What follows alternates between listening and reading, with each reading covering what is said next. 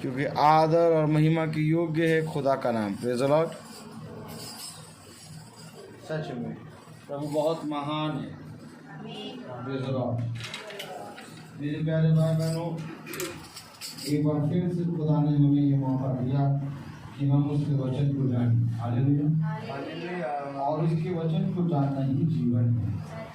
क्योंकि मनुष्य ने बहुत कोशिश करी कि हम जीवन को प्राप्त करें, और आज कोई भी मृत्यु को नहीं चाहता। हालेलुया। हर एक जना जीवन को चाहता है, और जीवन को जीने के लिए वो बहुत बड़ी दौड़ में दौड़ता है।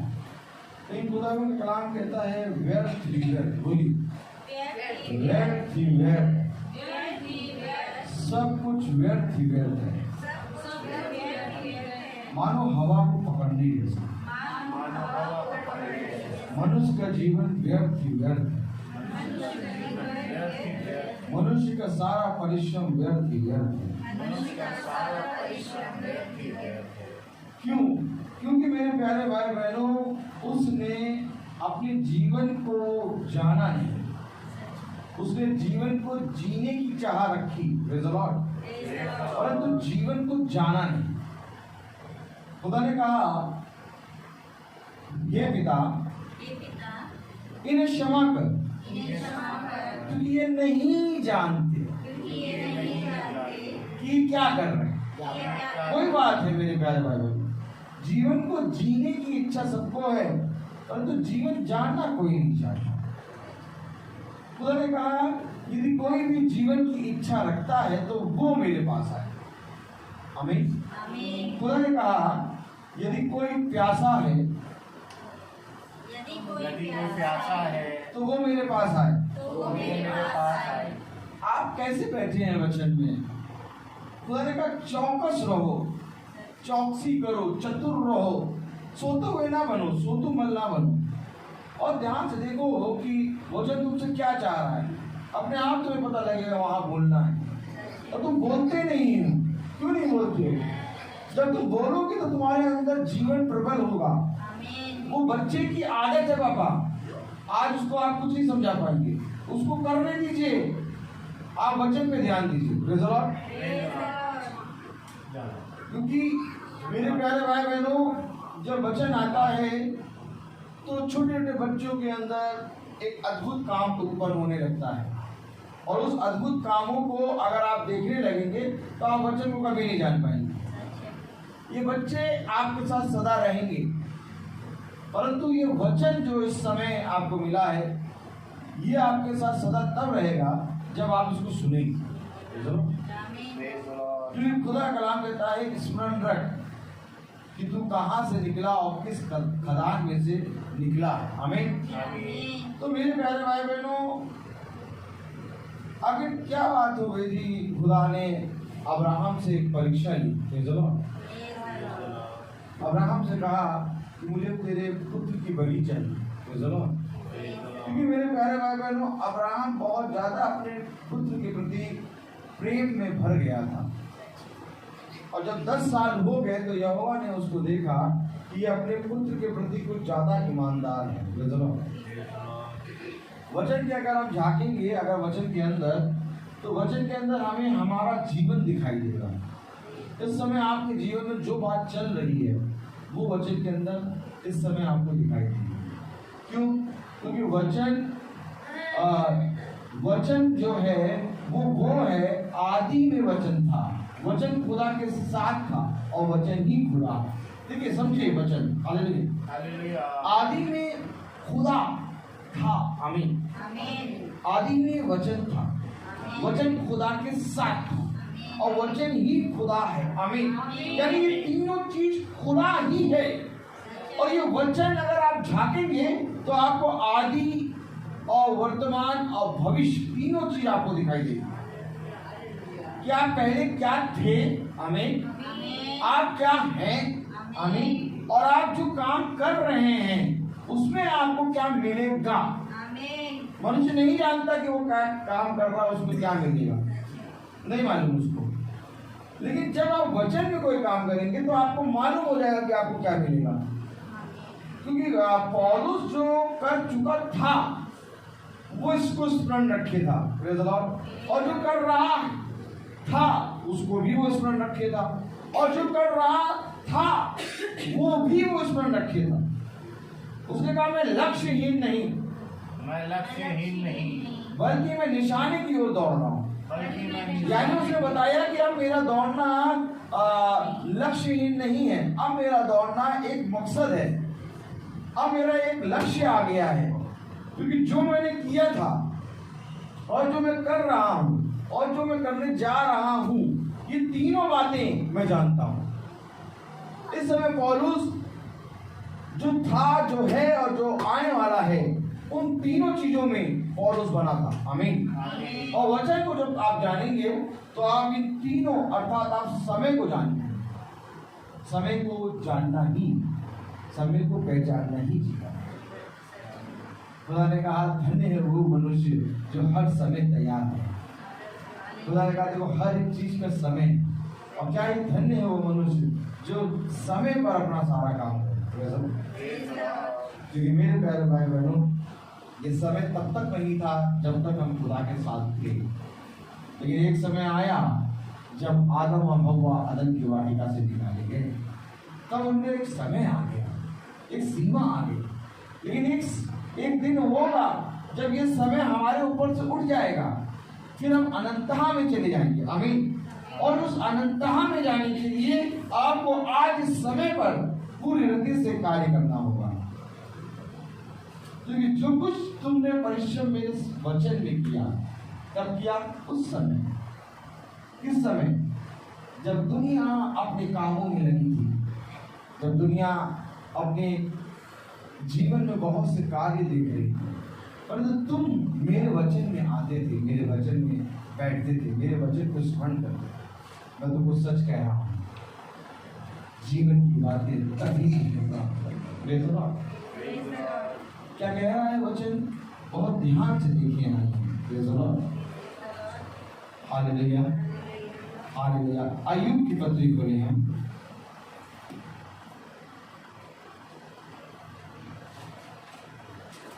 Praise the Lord.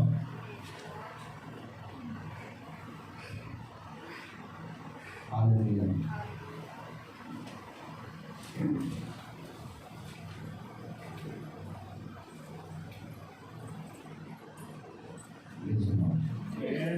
अय्यूब की पत्री उसको चौथा अध्याय और उसकी 8वीं आयत से हम देखें, 7वीं आयत से हम देखें।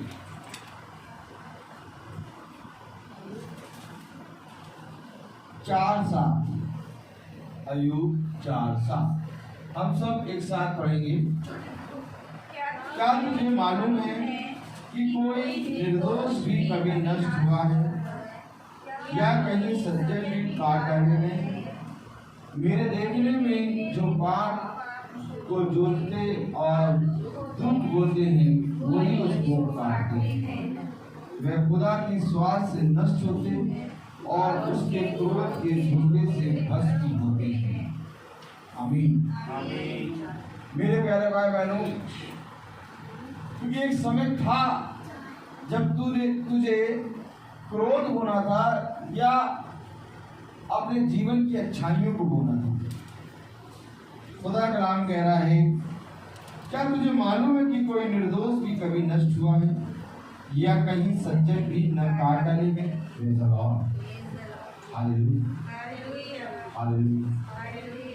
मेरे देखने में तो जो पाप को जोतते और दुख बोते हैं वही उसको काटते। आज हमें देखना है कि हम क्या बोल रहे हैं।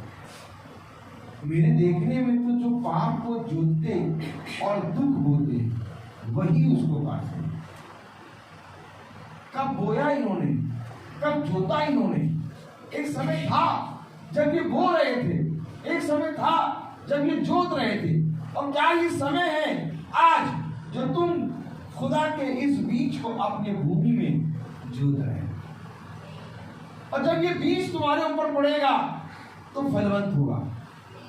जिस तरह उन्होंने एक समय था जब पाप बोया, पाप को जोता और पाप के बीज बोए, वैसे आज समय है कि तुम अच्छे बीज बो सको।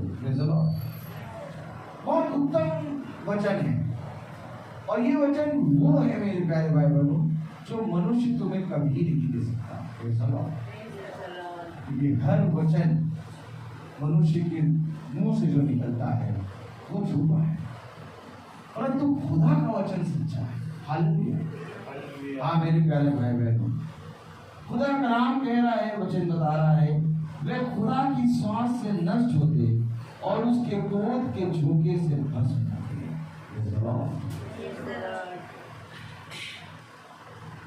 एक बात अपने मन में सदा बनाए कि खुदा की श्वास से नष्ट होते और उसके क्रोध के झोंके से भस्म होते। यानी खुदा श्वास, एक श्वास से भस्म कर देने वाला है। अगर उसका क्रोध जाग उठे तो कौन मनुष्य उसके क्रोध को सह सकता है? इसलिए कि इससे पहले कि उसका क्रोध जाग उठे, इससे पहले कि वो एक श्वास से तुम्हें नष्ट कर दे, तुम समय को पहचानो। क्यों समय को पहचानी? क्यों समय को पहचानी? देखो, सिंह का गर्जना और हिंसक सिंह का दहाड़ना बंद हो जाता है और जवान सिंहों के दांत तोड़े जाते हैं। क्यों? क्योंकि एक समय आएगा जब जवान सिंहों के दांत तोड़े जाएंगे। लेकिन आज अगर तुम अपने जीवन में उत्तम फल प्राप्त करना चाहते हो तो इस समय को पहचान लो। क्योंकि मैं तो हमेशा कहता हूं कि जब प्रार्थना में बैठो तो अपने आप को पूरी रीति से खुदा के वचन में दे दो, क्योंकि आज तुम यहाँ पर कुछ पिकनिक मनाने नहीं बल्कि अपने जीवन को प्राप्त करने आए हो, और जीवन की बातें खुदा के पास हैं, और ये खुदा वो खुदा है जो तुम्हें फलवंत करेगा। और कैसे करेगा फलवंत? जब तुम उसके वचन पे कान लगाओ, जब तुम उसकी दृष्टि में बने रहो। मेरे प्यारे भाई बहनों, खुदा का कलाम हमें बता रहा है, बहुत ध्यान से देखो। Hallelujah, hallelujah. अगर अय्यूब की पत्री उसका 3रा अध्याय उसकी 24वीं आयत पढ़ें। मुझे तो रोटी खाने की सस्ती लंबी लंबी सांसें आती हैं। क्या कह रहा है? मुझे रोटी खाने के बदले लंबी लंबी सांसें आती हैं और मेरा विलाप धारा के समान बहता रहता है। आमीन। रोटी नहीं खा पा रहा है, लंबी लंबी सांसें आ रही हैं और इसका विलाप जो है वो धारा के समान बहता रहता है। इतनी बड़ी समस्या, इतना बड़ा दुख आ गया है इसके ऊपर। Praise the Lord. ये रोटी तक नहीं खा पा रहा, लंबी लंबी सांसें ले रहा है। Praise the Lord. क्या ही धन्य हो तुम, क्या ही धन्य है तुम्हारी ये कान जो आज तुम्हें खुदा के वचन मिल रहा है। क्योंकि मेरे प्यारे भाई बहनों, अय्यूब अपने बारे में बता रहा है कि मैं रोटी तोड़ नहीं पा रहा, मैं लंबी लंबी सिसकारियां भर के रो रहा हूँ। हालेलुया। और क्या ही धन्य है वे जो प्रभु के वचन पे कान लगाते हैं, जो उसके पास आते हैं। देखो कलाम क्या कह रहा है, क्योंकि जिस डरावनी बात से मैं डरता हूँ वही मुझ पर आ पड़ती है, और जिस बात से मैं भय खाता हूँ वही मुझ पर आ जाती है। डरता है, जिस डरावनी बात से ये डरता है, जिस बात से ये भय खाता है वही इस पर आ पड़ती है। Praise the Lord. मेरे प्यारे भाई बहनों, कोई मनुष्य नहीं चाहता कि उसके ऊपर दुख का बादल आए, कोई मनुष्य नहीं चाहता कि वो रोगी हो, कोई मनुष्य नहीं चाहता कि ये महामारियां जो आजकल चल रही हैं वो किसी मनुष्य के ऊपर आए। अय्यूब कह रहा है, खुदा का कलाम में लिखा है, क्योंकि जिस डरावनी बात से मैं डरता हूँ वही मुझ पर आ पड़ती है, और जिस बात से मैं भय खाता हूँ वही मुझ पर आ जाती है। मैं डरता हूँ और जिस बात से मैं भय खाता हूँ वही मुझ पर आ पड़ती है। क्यों? खुदा ने तो तुम्हारे लिए उत्तम उत्तम स्थान रखे, खुदा ने तो तुम्हारे लिए उत्तम वस्तुएं रखी हैं, तो ये बातें क्यों आ जा रही है? हालेलुया। क्योंकि मनुष्य ने खुदा के वचन को नहीं जाना। मैंने आपसे क्या कहा? जीने की इच्छा सब रखते हैं, परंतु जीवन को जानने की इच्छा कोई नहीं। आज अगर हम जीवन को जानने की इच्छा रखते तब हमें मालूम होता जीना क्या है। लेकिन लोगों ने जीने की चाह रखी और तो जीवन को जानने की इच्छा मानी। आज उनके जीने की चाह है, लेकिन उनका जीना व्यर्थ है। खुदा कह रहा है, खुदा वचन में बताता है, तेरे जीने को सफल जीने को जानना पड़ेगा, क्योंकि मेरे वचन को जानना ही जीना है। और जब तू मेरे वचन पे कान लगाएगा और मेरे वचन पे पूरी रीति से दृष्टि करेगा, तब मैं तुझे उत्तम उत्तम बातें बताऊंगा। वह बातें जिसे तू अभी नहीं जानता, वह बातें जिन्हें तू अभी नहीं समझता, क्योंकि हर एक मनुष्य का शब्द झूठा है। कलाम बता रहा, वचन बता रहा। हालेलुया। क्योंकि जिस डरावनी बात से मैं डरता हूँ वही मुझ पर आ पड़ती है, और जिस बात से मैं भय खाता हूँ वही मुझ पर आ जाती है। मुझे ना तो चैन, ना शांति, ना विश्राम मिलता है, परंतु दुख ही दुख आ रहा है। न शांति मिल गई, न विश्राम मिला, बल्कि दुख ही दुख आ रहा है। Hallelujah, hallelujah. न विश्राम, न चैन, बल्कि दुख ही दुख मेरे डेरे पे आता है। क्यों आ रहा है? क्योंकि अय्यूब की पत्री उसका 4वां अध्याय, हालेलुया, और उसकी मेरे प्यारे भाई बहनों 12वीं आयत में लिखा है, एक बार चुपके से मेरे पास पहुंचा है। देखिए, इससे पहले ये दुख आए, इससे पहले कि तू रोटी खाने के बदले लंबी लंबी सांसें, इससे पहले कि वो डरावनी बातें जिससे तू नहीं चाहता तेरे पास आए, एक बात तेरे पास पहुंचाई गई। कलाम में पढ़ें, एक बात चुपके से मेरे पास पहुंचाई गई और उसकी कुछ भनक मेरे कान में पड़ी। ऐसा नहीं है कि खुदा तुम्हारे जीवन में दुख दे, ऐसा नहीं कि खुदा तुम्हारे जीवन में दर्द दे, ऐसा नहीं कि जीवन में तुम रोटी ना खा पाओ बल्कि लंबी लंबी सांस लो। तुम्हारे कान में एक भनक पड़ेगी, तुम्हें एक शब्द सुनाई देगा और वो शब्द होगा जीवन का, परंतु जीवन की बात किसी ने जानने की इच्छा ना करी। क्यों? क्योंकि मनुष्य ने अंधकार को ज्योति से अधिक प्रिय जाना, क्योंकि उसके काम बुरे। कलाम क्या बता रहा है? वचन क्या बता रहा है? हालेलुया। एक बात चुपके से मेरे पास पहुंचाई और उसकी कुछ भनक मेरे कान में पड़ी।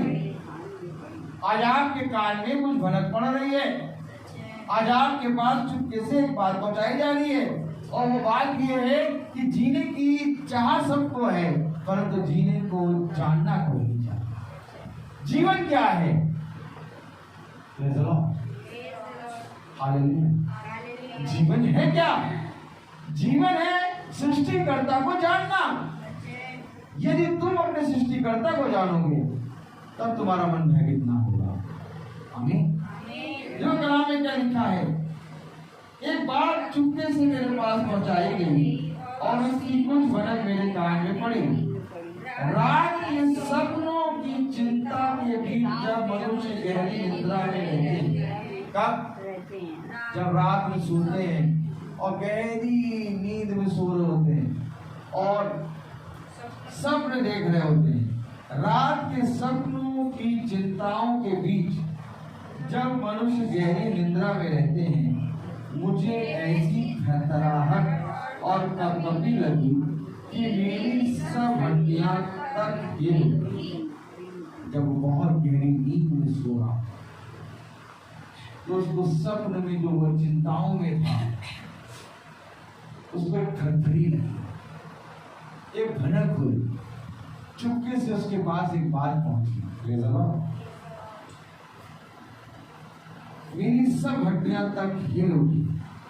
तब एक आत्मा मेरे सामने से होकर चली और मेरी देह के रोए खड़े हो गए। देखिए क्या हो रहा है, एक आत्मा, एक आत्मा मेरे सामने से होकर चली और मेरी देह के रोए खड़े हो गए। ये आत्मा क्या है? आत्मा ही खुदा है। और खुदा ने कहा, जो कोई आत्मा से आराधना करेगा, सच्चाई और आत्मा से, वो ही मेरे वचन को जानेगा। क्योंकि उत्तम से उत्तम बातें हैं मेरे प्यारे भाई, जो वचन में। एक बात मेरे पास चुपके से पहुंचाई गई, मेरे कानों में एक भनक लगी, जो मेरे कानों में भनक लगी, मेरे पास जो बात चुपके से पहुंचाई गई, वो क्या है? Hallelujah, hallelujah. रात के स्वप्न की चिंताओं के बीच जब मनुष्य गहरी निद्रा में रहते हैं, मुझे ऐसी सरसराहट और कपकपी लगी कि मेरी सब हड्डियां तक हिल उठी। तब एक आत्मा मेरे सामने से होकर चली और मेरी देह के रोए खड़े हो गए। वे चुपचाप ठहर गई और मैं उसकी आकृति को पहचान ना सका। एक आकृति थी आत्मा में, मैं उसकी आकृति को पहचान ना सका। आपको मालूम है हमारा खुदा एक आकृति में है, लेकिन आप उसको तब पहचानेंगे जब आप आत्मा को जानेंगे। और वो इतनी प्यारी आकृति है, इतनी प्यारी आकृति है। जब यूहन्ना ने देखा तो वो मुर्दोसा गिर पड़ा। क्यों मुर्दोसा गिर पड़ा? क्योंकि उसने एक ऐसी आकृति देखी जो कभी ना देखी ना सुनी थी। यूहन्ना मुर्दोसा गिर पड़ा। मेरे प्यारे भाई बहनों, आज मनुष्य जब अपनी आंखों से खुदा को देखेगा तो वो तो पूरा भस्म हो जाएगा। यूहन्ना तो मुर्दोसा गिर पड़ा। अगर आज तुम्हें अपने जीवन को पवित्र करने का समय मिल रहा है तो क्यों नहीं तुम अपने जीवन को पवित्र करते हो? क्योंकि देखो जिस तरह से उस समय यूहन्ना ने देखा है खुदा को, वैसे एक समय होगा जब हम भी खुदा को देखेंगे। और क्या ही धन्य होगा वो समय जब हम उसके वचन को पूरी रीति से ग्रहण करने वाले। देखो कलाम में क्या लिखा है, तब एक आत्मा मेरे सामने से होकर चली और मेरी देह के रोए खड़े हो गए। मैं चुपचाप ठहर गई और मैं उसकी आकृति को पहचानना सका, परंतु मेरी आंखों के सामने कोई मूर्त था। पहले सन्नाटा छाया रहा, फिर मुझे एक शब्द सुनाई पड़ा। एक शब्द, पहले सन्नाटा छाया रहा, फिर मुझे एक शब्द सुनाई दिया। यही शब्द अदन की वाटिका में घूमता है। जो शब्द सुनाई पड़ा, यही शब्द अदन की वाटिका में घूमता है और शब्द देह बना और हमारे बीच में। मुझे आकृति नजर आई, मुझे एक रूप नजर आया, परंतु मैं उसे पहचान ना सका। पहले सन्नाटा छाया रहा, फिर मुझे एक शब्द सुनाई पड़ा। आज जो शब्द सुन रहे हो ये वही वचन का शब्द है। क्या धन्य होता ये शब्द आज हर एक मनुष्य सुनता है, क्योंकि मुझे एक शब्द सुनाई पड़ा। क्या नाशवान मनुष्य खुदा से अधिक धर्मी हो सकता है? शब्द देखो क्या आया, क्या नाशवान मनुष्य खुदा से अधिक धर्मी हो सकता है? क्या कोई मनुष्य खुदा से अधिक पवित्र है? नहीं। क्या नाशवान मनुष्य खुदा से अधिक धर्मी हो सकता है? एक शब्द सुनाई पड़ा और उस शब्द ने हमें एक बात बताई है। वो बात ये है कि मनुष्य आज अपने सृष्टिकर्ता से अधिक पवित्र बनने का यत्न करता है।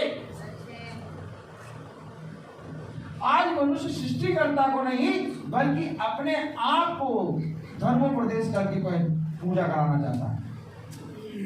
और मनुष्य चाहता है खुदा की नहीं बल्कि मनुष्य की मर्जी। तब खुदा का एक शब्द सुनाई पड़ा, हालेलुया। और वो शब्द क्या था? क्या नाशवान मनुष्य खुदा से अधिक धर्मी हो सकता है? क्या मनुष्य अपने सृजनहार से अधिक पवित्र हो सकता है? सोचो, क्या मनुष्य खुदा से अधिक पवित्र हो सकता है? लेकिन आज का समय क्या चल रहा है? आज का समय ये चल रहा है कि मनुष्य ने अपनी ही वर्षिक तलाश, अपने आप को ऊंचे से ऊंचे स्थान पे बैठाना शुरू किया। आज का एक ऐसा समय हो गया कि मनुष्य ने खुदा के स्थान पर अपने आप को बैठा दिया है। मेरे सामने झुको, मेरी पूजा करो, मेरी बात मानो। लेकिन मेरे प्यारे भाई बहनों, खुदा के वचन में लिखा है, क्या नाशमान मनुष्य खुदा से अधिक नहीं हो सकता है? क्या मनुष्य अपने सृजनहार से अधिक पवित्र हो सकता है? देख, वह अपने सेवकों पर भरोसा और अपने स्वर्गदूतों को भी दोषी है। देखो, सृष्टिकर्ता का एक स्वभाव है। आमीन। सृष्टिकर्ता का एक स्वभाव है। सृष्टिकर्ता का एक शब्द सुनाई पड़ा और उस शब्द में था, क्या मनुष्य सृष्टिकर्ता से अधिक धर्मी है? क्या मनुष्य अपने बनाए हुए खुदा से अधिक पवित्र है? तब सृष्टिकर्ता का स्वभाव आया, देख, वह अपने सेवकों पर भरोसा नहीं रखता और अपने स्वर्गदूतों को भी दोषी ठहराता है। जब लूसीफर के अंदर घमंड आया तो खुदा ने उसको भूमि में पटक दिया, स्वर्गदूतों को उसने दोषी ठहरा दिया। मनुष्य पर उसने भरोसा नहीं रखा। वचन कहीं नहीं बताता कि मनुष्य ने मनुष्य से कहा, वचन बताता खुदा की आत्मा ने उसके अंदर बाड़ा बांधा और तब उसने खुदा की आत्मा उभर के भविष्यवाणी की। खुदा ने मनुष्य अपने सेवकों पर भरोसा नहीं रखा, खुदा ने स्वर्गदूतों पर भरोसा नहीं रखा। क्यों? क्योंकि वे पवित्र नहीं है। क्यों? क्योंकि वे खुदा से बड़े धर्मी नहीं हैं। इसलिए खुदा ने अपनी ही आत्मा अर्थात अपना ही पुत्र यीशु मसीह को हमें दिया। आज कब हम इस बात को समझेंगे? खुदा ने स्वर्गदूतों को भी दोषी ठहराया, स्वर्गदूतों को भी बख्शा।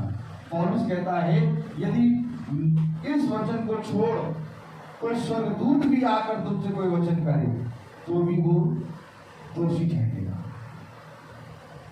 समझो वचन को। कलाम में क्या लिखा है, पढ़ें।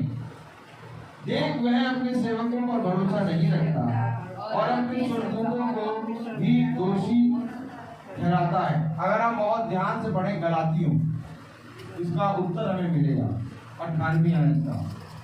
मैं 18वीं आयत पढ़ूंगा और आप पढ़िएगा गलातियों। Praise the Lord. एक बार बता रहा हूँ।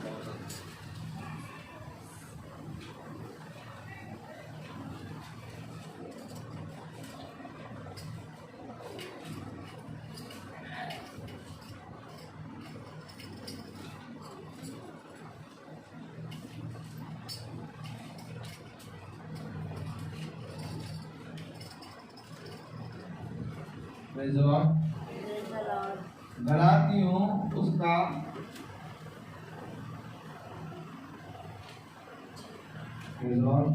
8वीं आयत, पहला अध्याय।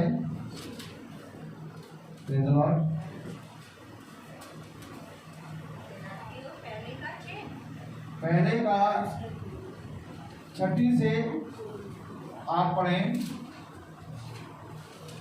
8वीं आयत तक। मुझे आश्चर्य होता है कि जिसने तुम्हें मसीह के अनुग्रह में बुलाया उससे तुम इतनी जल्दी फिर कर और ही प्रकार के सुसमाचार की ओर झुके रहे, परंतु वह दूसरा सुसमाचार है ही नहीं। पर बात यह है कि कितने ऐसे हैं जो तुम्हें घबरा देते और मसीह के सुसमाचार को बिगाड़ना चाहते हैं। परंतु यदि हम या स्वर्ग से कोई दूत भी उस सुसमाचार को छोड़ जो हमने तुमको सुनाया है, कोई सुसमाचार तुम्हें सुना है, तो शापित हो। अर्थात मनुष्य और स्वर्गदूत दोनों को उसने शापित कह दिया। Praise the Lord. जो सुसमाचार हम तुम्हें सुना रहे हैं, अगर इस सुसमाचार को छोड़ कोई मनुष्य या स्वर्गदूत भी तुम्हें आके कोई दूसरा ही सुसमाचार सुनाए तो वो शापित है। क्यों? क्योंकि खुदा ने अपने सेवकों पर और अपने स्वर्गदूतों पर भरोसा नहीं रखा। क्यों नहीं रखा भरोसा? Hallelujah, praise the Lord. इसका उत्तर है आपको मिलेगा 17वीं आयत में। क्या नाशवान मनुष्य खुदा से अधिक धर्मी हो सकता है? क्या मनुष्य अपने सृजनहार से अधिक पवित्र हो सकता है? ये है उत्तर। क्या मनुष्य अपने बनाने वाले को से प्रश्न कर सकता है? क्या मनुष्य अपने बनाने वाले से अधिक पवित्र हो सकता है? क्या मनुष्य अपने सृष्टिकर्ता से अधिक धर्मी हो सकता है? नहीं हो सकता। इसलिए मेरे प्यारे भाई बहनों, हर मनुष्य का वचन झूठा और हर स्वर्गदूत का सोचना व्यर्थ है, जब तक वो बात खुदा की ओर से ना आए। क्योंकि पौलुस कह रहा है, जो सुसमाचार हम तुम्हें सुनाते हैं उसको छोड़ के अगर कोई मनुष्य या कोई स्वर्गदूत तुम्हें ये कोई दूसरा सुसमाचार सुनाए तो वो शादी है। कलाम में लिखा, एक, वे अपने सेवकों पर भरोसा नहीं रखता और अपने स्वर्गदूतों को भी दोषी ठहराता है।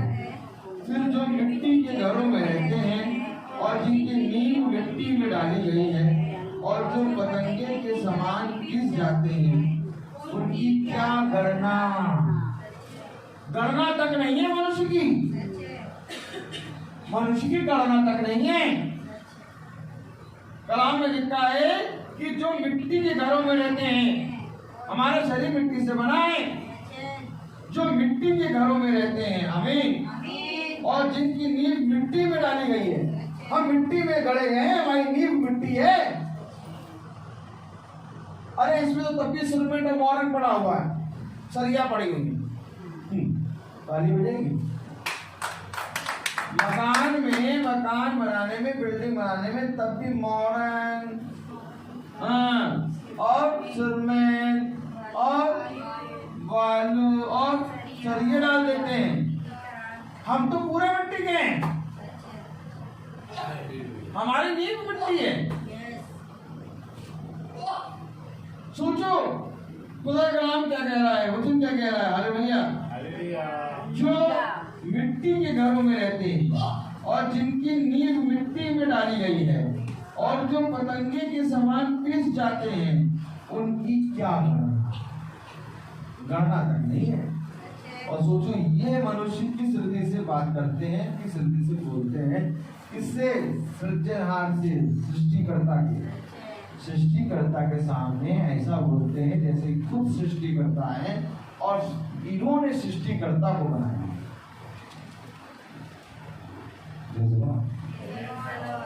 हमारी नींव क्या है? मिट्टी। जिनकी नींव मिट्टी ही है, उनकी क्या गणना। और ये ना, फिर जो मिट्टी के घरों में रहते हैं और जिनकी नींव मिट्टी में डाली गई है और जो पतंगे के समान पिस जाते हैं, उनकी क्या गणना। वे भोर से शाम तक नष्ट किए जाते हैं, वे सदा के लिए मिट जाते हैं और कोई उनका विचार नहीं करता। देखो ये सच्चाई है। वो ऐसे नष्ट हो जाते हैं, कोई उनकी चर्चा तक नहीं करता। कलाम में क्या लिखा है? 20वीं आयत पढ़ो, जो मनुष्य के साथ रोज घटता है। वे भोर से सांझ तक नष्ट हो किए जाते हैं, वे सदा के लिए मिट जाते हैं और कोई उनका विचार भी नहीं करता। आज मनुष्य जितना उछलता है, उसका कोई विचार तक नहीं करेगा अगर वो नष्ट हो जाएगा। क्यों? क्योंकि वो मिट्टी। क्यों? क्योंकि उसकी नींव मिट्टी। आज हम चाहे जितना अच्छा काम कर लें, लेकिन जैसे ही हम नष्ट होंगे, हमारा कोई विचार तक नहीं करेगा। चाहे तुमने जिसके लिए अपने प्राणों को दिया हो, वो भी अपने कामों में फिर लग जाए। क्यों? क्योंकि मनुष्य का यही स्वभाव है, जब उसने अपने सृष्टिकर्ता को नहीं बजाया तो वो किसी मनुष्य का सगा नहीं हो सकता। इसलिए खुदा का कलाम कह रहा है, वे भोर से सांझ तक नष्ट किए जाते हैं, वे सदा के लिए मिट जाते हैं और कोई उनका विचार भी नहीं करता। यदि उनके डेरे की डोरी उनके अंदर कट जाती, तो क्या वे बिना बुद्धि के ही मर न जाते। अंदर ही अंदर एक डोरी तुम्हारी नष्ट हो जाती तो तुम मर जाते, और बुद्धि के बिना मर जाते। कुछ नहीं है मनुष्य का जीवन, गणना तक नहीं कर रहा खुदा। और आज देखो कितना उछल रहा है। क्या ही धन्य होता कि हम सृष्टिकर्ता के हाथों तले रहते, क्या ही वो धन्य होता कि हम उसके बलबल दाहिने हाथ के तले दीनता पूर्वक रहते। ये विपत्तियां जो आ रही हैं ये फिर नहीं आती, परंतु मनुष्य ने ज्योति से अधिक अंधकार को लिया है, क्योंकि उनकी काम बुरी। देखो वचन क्या बताता है, हालेलुया हालेलुया हालेलुया। पुकार कर देख, कोई है जो तुझे उत्तर देगा, और पवित्रों में से तू किसकी ओर फिरेगा। मेरे प्यारे भाई बहनों, पुकारो, चिल्लाओ, और देखो कि क्या कोई जना है जो तुम्हारी स्तुति देगा, कोई है जो तुम्हें उत्तर देगा, कोई नहीं। मैंने बहुत पुकारा, मैंने बहुत चिल्लाया, परंतु मुझे पता चला कि कोई है नहीं। क्यों नहीं है? क्योंकि सिवाय सृष्टिकर्ता को छोड़ और कोई नहीं। अगर आज तुम चाहते हो कि तुम्हारी पुकार, तुम्हारा चिल्लाना सुना जाए, तो सृष्टिकर्ता की ओर आओ, सृष्टिकर्ता को जानो, जीवन की बातें जानो। उसने कहा पुकार कर देख, क्या कोई है जो तुझे उत्तर देगा, और पवित्रों में से तू किसकी ओर फिरेगा। Hallelujah, praise the Lord, hallelujah. अगर हम 70वीं आयत पढ़ें, 5वां अध्याय और उसकी 70वीं आयत, अय्यूब 5:17, प्रेज़ द लॉर्ड।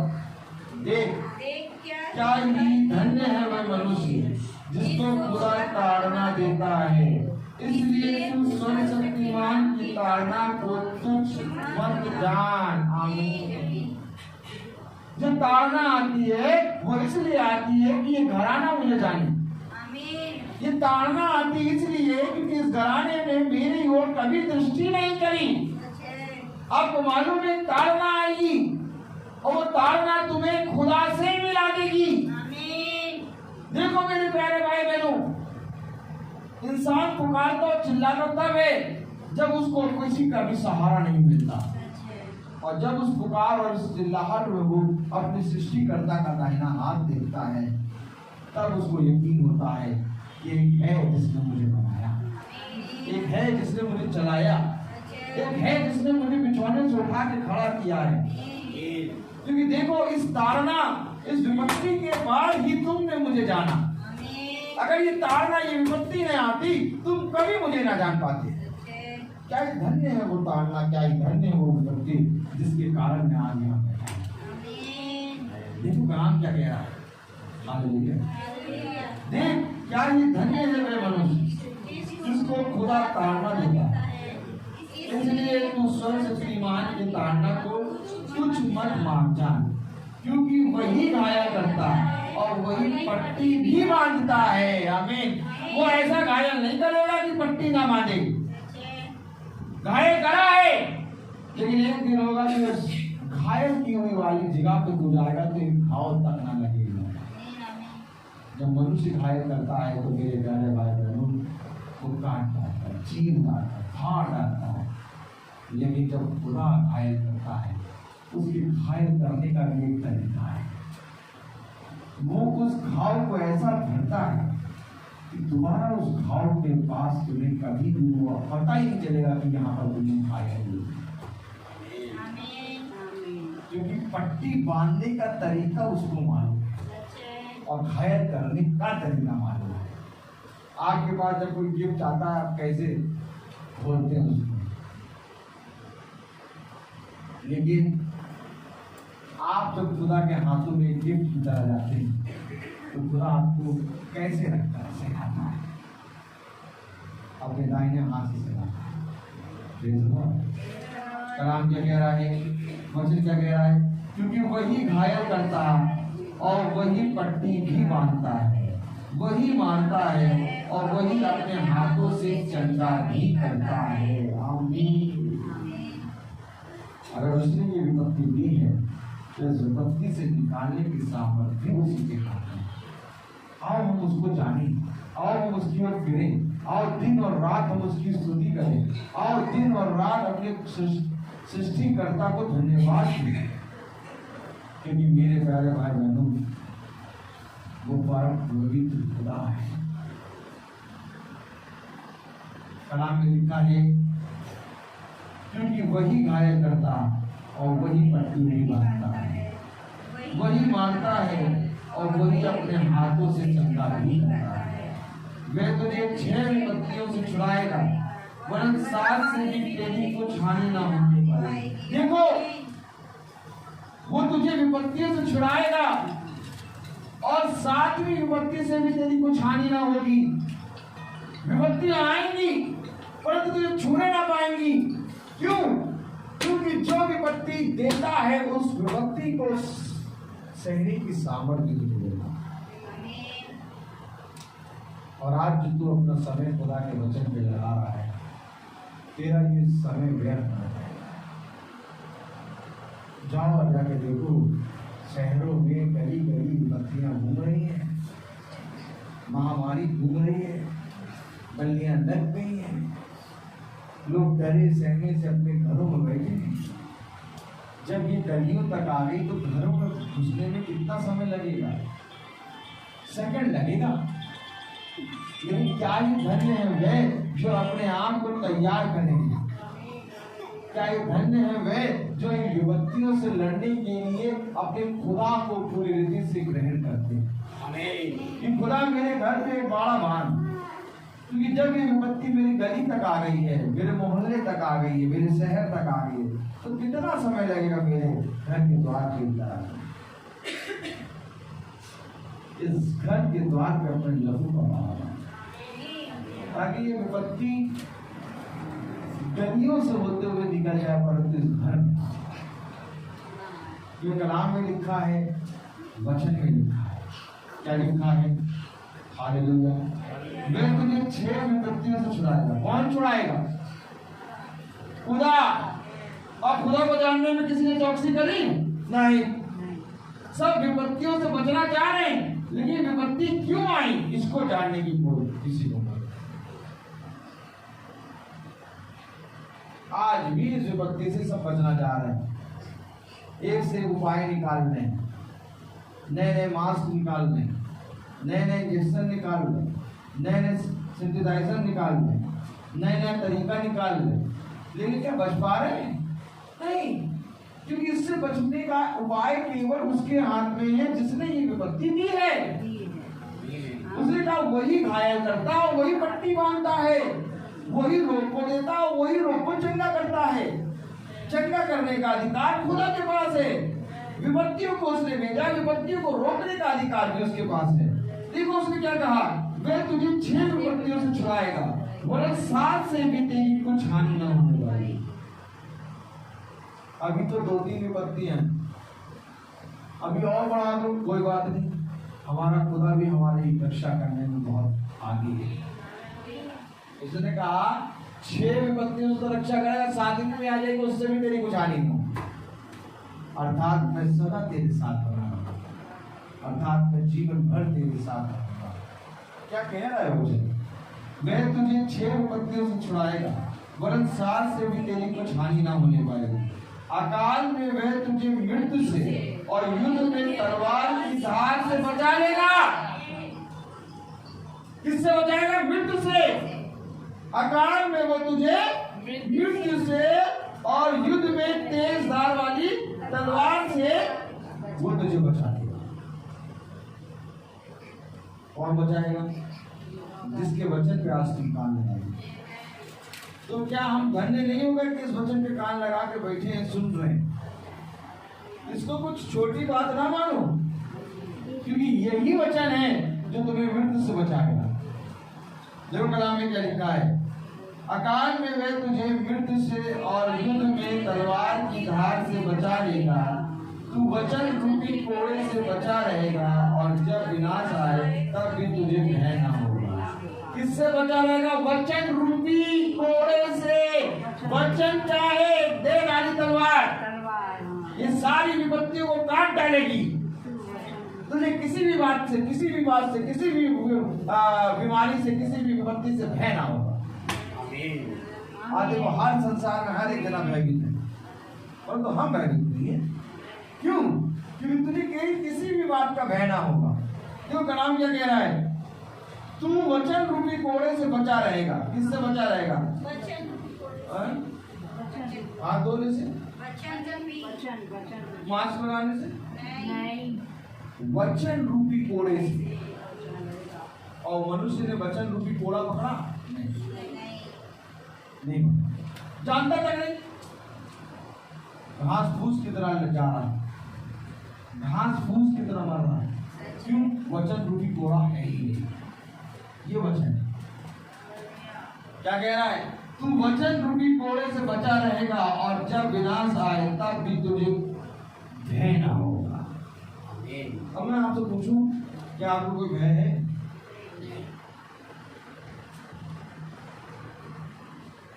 मैं बताऊं, मैं सदा आनंदित,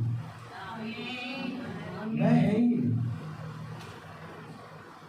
क्योंकि मेरा परिश्रम खुदा में व्यर्थ। जिस तरह उस समय पौलुस को विश्वास था कि मैं लक्ष्यहीन नहीं बल्कि अपने लक्ष्य पे दौड़ता जा रहा हूं, वैसे आज मुझे भी विश्वास है कि मैं अपने खुदा के वचन रूपी कोड़े से सदा सुरक्षित है। हाँ, मेरा धन मुझे नहीं बचा सकता, मेरी कार, मेरा घर मुझे नहीं बचा सकता, मेरी पत्नी, मेरे बच्चे और मेरी माता पिता, मेरे भाई मुझे नहीं बचा सकते, लेकिन मुझे बचाने वाला एक है, वो सृष्टि करता। इसलिए मैं अपने जीवन में सब कुछ छोड़कर उस वचन के मार्ग पर चलता जा रहा हूं। और जितने लोग मुझे मिलते, मैं सबसे कहता हूं इस मार्ग पर बोलो, क्योंकि यही वो मार्ग है जो तुम्हें सारे भय से और हर एक मृत्यु के जाल से बचाने की सामर्थ रखता है।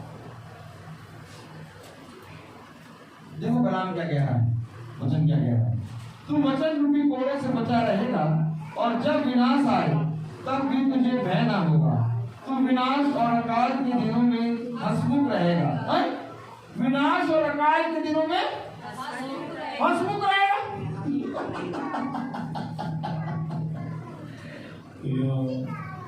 क्या होगा?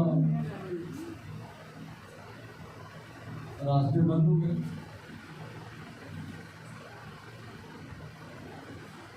आटा मिला, आटा मिला। आज इन मनुष्यों को आटा, दाल, पेट्रोल, इन सब की चिंता है, लेकिन बचत नहीं।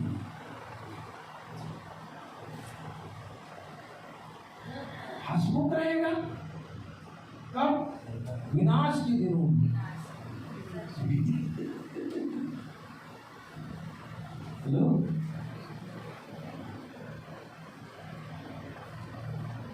मैं जब बिछौने पे जाता हूँ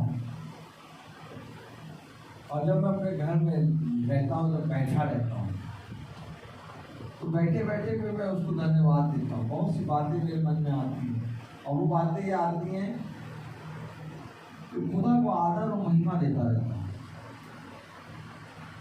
क्योंकि मैं देखता हूँ दुनिया में हो क्या रहा है और मैं ये देखता हूँ कि मेरे जीवन को खुदा ने कैसे करा। बहुत उत्तम, कोई टेंशन नहीं, कोई चिंता नहीं, आराम से हंसमुख बना रहता हूँ हमेशा। और केवल ऊपर से नहीं, अंदर से। क्या कह रहा है? अगर वचन को समझो, अगर वचन को जानो, तो तुम पिता को देख लोगे। देखो क्या कह रहा है?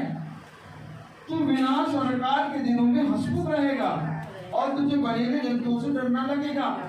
वरन मैदान के पत्थर भी तुझसे वाचा बांधने हैं। कौन? पत्थर, पत्थर वाचा बांध लेंगे।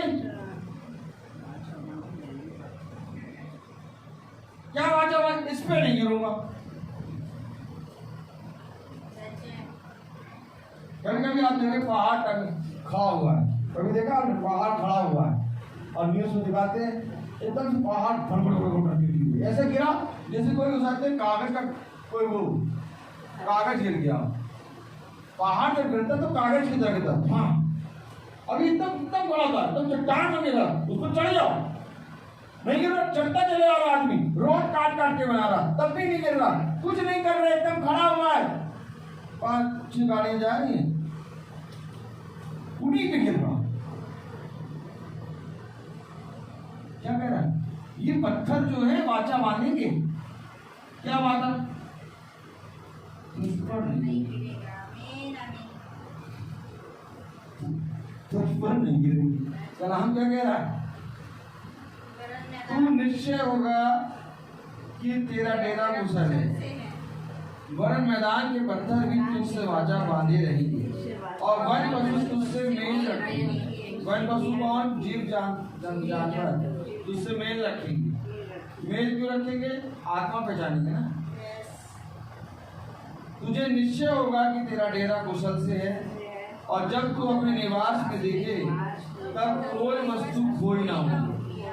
विपत्ति आके निकल जाएगी तब सब जने अपने घरों में देखेंगे भैया काका चला गया, डाकू आए थे लूट लिएगा भैया, काका लूटा ही दे। लेकिन तू अपने घर में देखेगा तो कुछ नहीं लूटा, सारे सदस्य तेरे घर में वैसे ही बने बैठे। देखो क्या कह रहा है?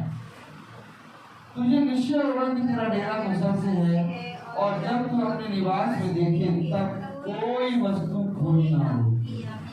कोई वस्तु खोई ना होगी। कब? जब तू इस वचन रूपी तलवार के साथ है। तुझे यह भी निश्चय होगा कि मेरे बहुत वंश होंगे और मेरी संतान पृथ्वी की घास के तुल्य बहुत होगी। जैसे कुलियों का ढेर समय पर खलिहान में रखा जाता है, वैसे तू पूरी आयु होगा कब्र को पहुंचेगा। देख हमने खोज कर ऐसा ही पाया है, इसे तू सुन और अपने लाभ के लिए ध्यान में रख। क्या ध्यान में रख? कि इस वचन को जानना वगैरह बहुत खोज कर हमने ढूंढा और पाया। तो क्या पाया? कि जिसने इस वचन पे कान लगाया उसका कान लगाना पड़ेगा। आज जो हम दूर दूर से घर से आके यहाँ बैठे हैं वचन में अपने कान लगा रहे हैं वचन में, वैसे ही खुदा कान लगाए तुम्हारी प्रार्थना। धन्य हो गए तुम आज आकर, धन्य हो गए आज हम खुदा के वचन को सुनकर। कितनी विपत्तियों के बारे में खुदा ने बताया, कितनी महामारी अकाल के बारे में बताया, लेकिन खुदा ने कहा तुझे किसी वस्तु की घटी नहीं, तू हंसमुख रहेगा, तेरा घराना सदा बना रहेगा, जीवन भर तू सदा बना रहेगा, तू अपनी आयु पूरी करके कब्र में जाएगा। आमीन। क्योंकि मैंने खोद के ढूंढ के यही पाया कि जिसने प्रभु की ओर दृष्टि करी उसका दृष्टि करना कभी व्यर्थ। तो मेरे प्यारे भाई बहनों, आइए हम मत्ती उसका 6वां अध्याय निकालें। Praise the Lord. मत्ती, हालेलुया, प्रेज़ द लॉर्ड।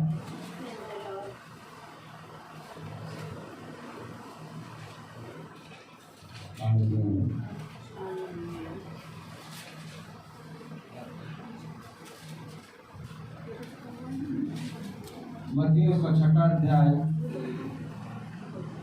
और उसकी पहली आयत से हम 4थी आयत तक पढ़ेंगे। Praise the Lord.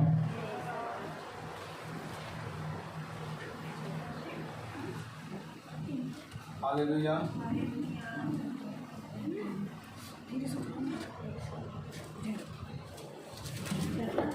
एक मिनट रुकिए।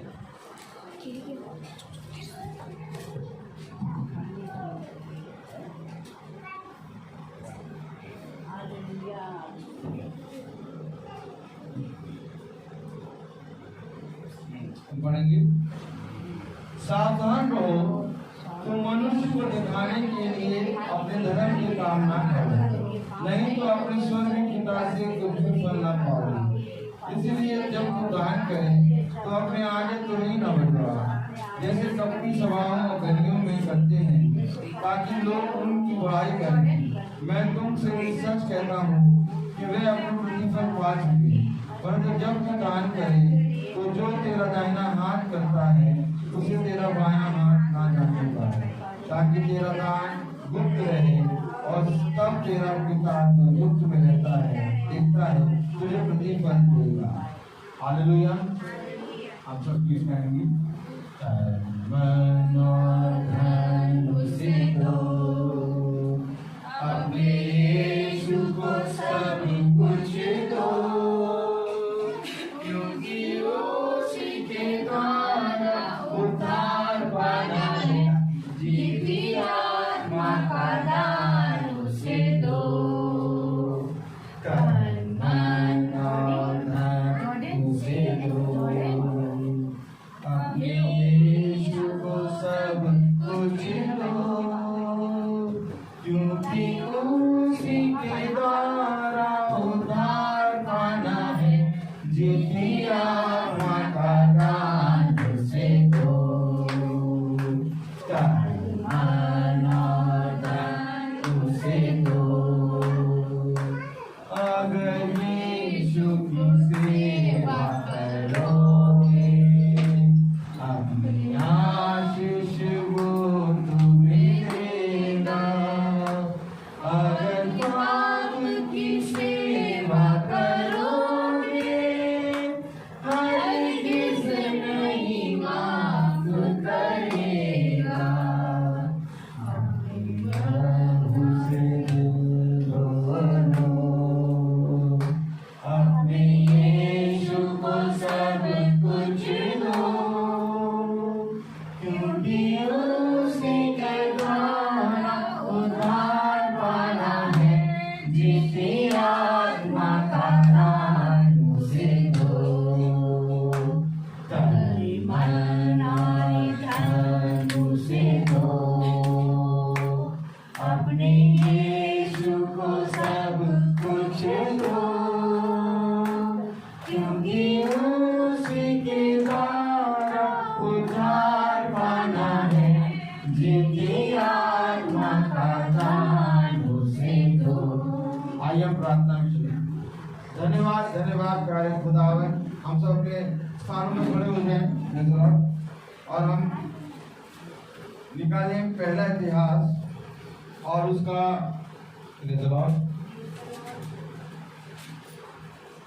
29वां अध्याय और उसकी 17वीं आयत।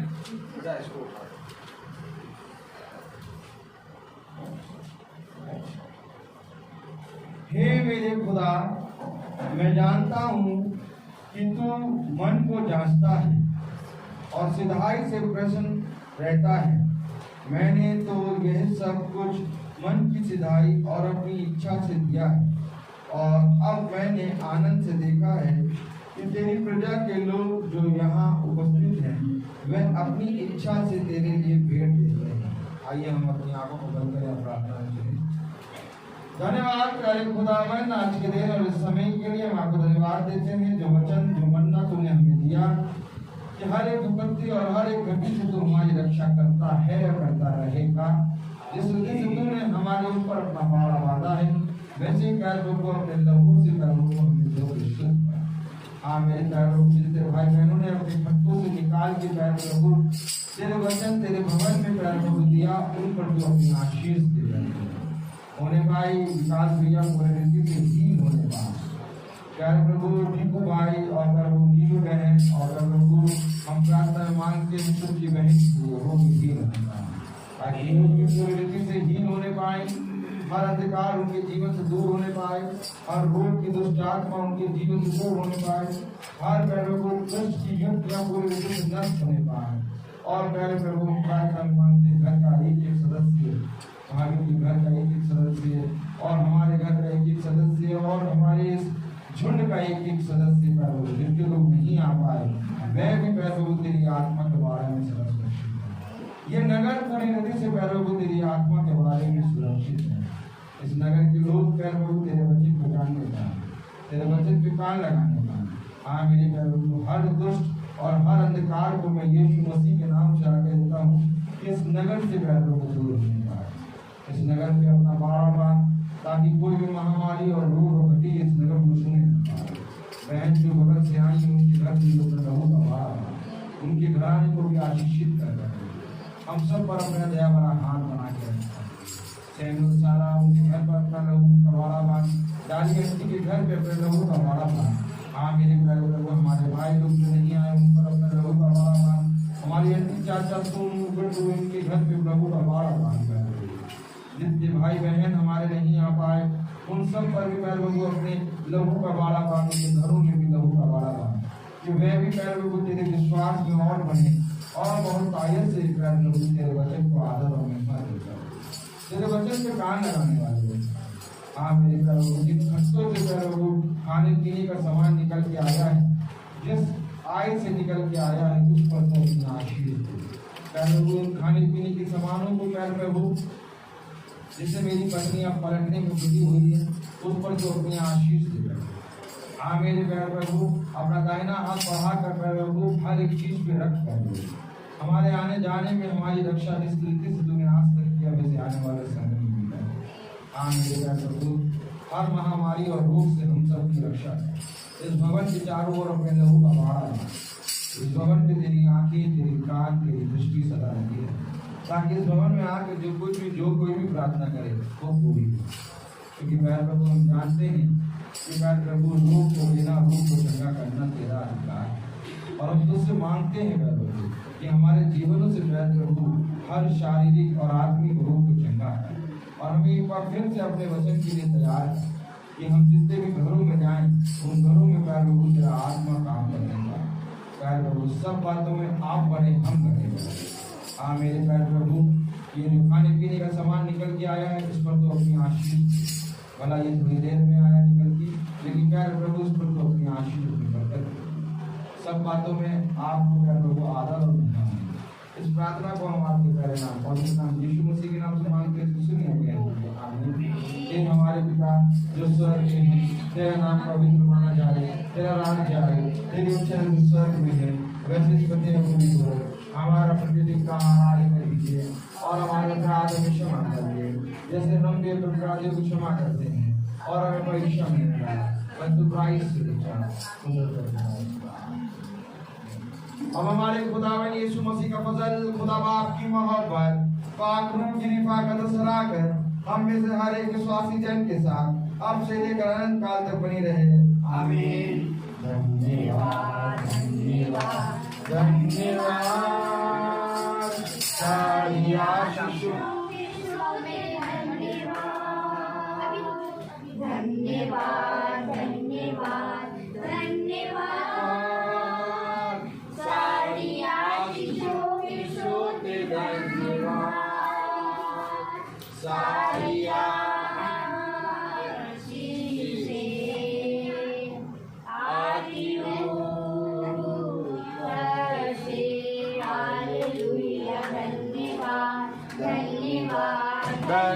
धन्यवाद सारी आशीषों के सोते धन्यवाद। Praise the Lord. Hallelujah.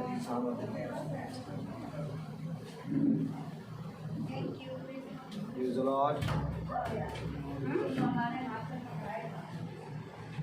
ये बच्चे बाहर में से